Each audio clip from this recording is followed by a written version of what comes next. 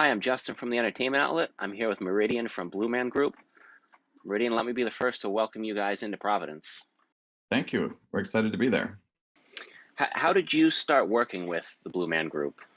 I started with them very shortly after I finished grad school for acting. I moved to New York, as one does, to start an acting career, and met up with the casting department. And it took me a couple tries because I didn't pass my drumming interview at first. But after a month or so of practicing, I was able to develop my skills enough, and they let me into training. What sort of skills did you have besides drumming, coming into it? Well, that was the one skill I didn't have. Right. But I am a musician. I had to. I'm a piano player, so I had enough music background that rhythm and the rhythm and everything was familiar. So I just had to develop some drumming technique. But yeah, obviously I just finished acting school, so I had enough of those skills to make the cut. But yeah.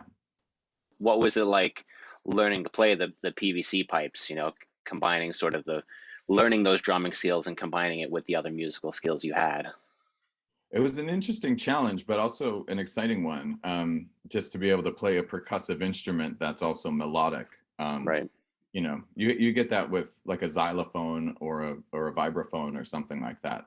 But the PVC pipes is just such a unique instrument that it was really, really fun to get to play. Yeah, totally. And I mean, it's, almost or over 30 years Blue Man's been running now. So what do you think it is about this nonverbal show that's really connected with audiences for so long? Well, interesting you highlight the nonverbal aspect of it, because I think that's part of it. The fact that we don't speak allows what we do communicate to operate on a more universal level, I think. As we've expanded the show beyond the United States to really a global phenomenon.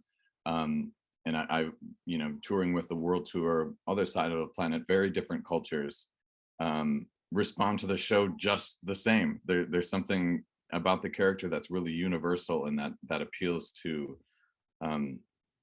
the humanity in all of us, despite it being this sort of other, almost unhuman character. It connects with the things in us that I think are most human, and it's beautiful.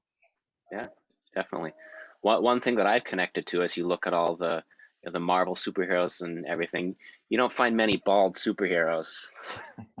Yeah, that's right. Blue Man Group. It's nice to see some representation. Yeah. For audiences who have seen Blue Man at one of the resident theaters, is there something about the tour that's special or different that would appeal to an audience who's maybe seen the show before?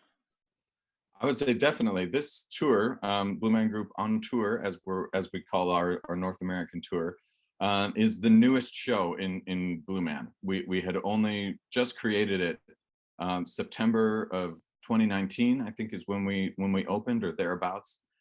So we'd only been running it for 5-6 months before the pandemic struck.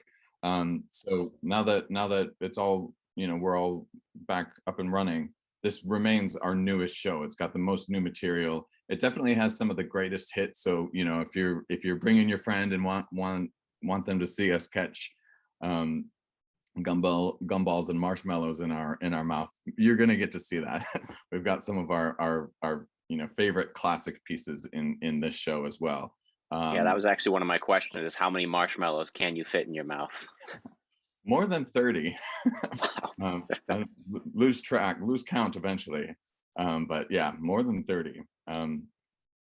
Yeah, so it's a nice combination of some of the classic pieces to introduce the character to new audiences, Yep. and to just give that bit of nostalgia or fun to people who want to see that what they saw on the show before. But then this show has lots of new audience participation. All the audience participation is completely new, and really fun, and there's more of it than in our classic show. So it's yeah, if you like Blue Man Group and you've seen it before, there's plenty new in this show to be excited about. So come give us another shot. Yeah, it sounds great. As you travel a tour, do you find it received differently when you go to different cities? I know you mentioned sort of the universal appeal in, in other countries, but do you find anything specific, that some stuff resonates better in some areas than others? It's hard to tell. I think the real answer is no. Sometimes we'll have an audience that's maybe a little bit more quiet, and I'll think to myself, "Oh man, I guess the show's not resonating quite as well here." But then, as at the end of the show, that very same audience will leap to their feet and be applauding. So, frequently our stops are quite short, only one or two shows in a city at times, and so it's not enough sort of sample size to be able to tell if that's a typical audience for the area or just that's what happened that night. You never Right. can quite tell. But I would say on average, I think people just really respond very well to the show. And I think it's the audience participation, even though, you never quite know what can happen in those pieces. I think that people really just respond to that energy of knowing that what's happening is being created around them in real time based on their reactions. And I just think that really gets people excited. Yeah, it definitely seems to hook them. Are there challenges that come with a touring production of Blue Man that you don't necessarily have when you're at a home theater? For sure. I mean, the biggest one would simply be moving the set around from city to city. Sometimes, multiple days in a row, multiple cities in a row.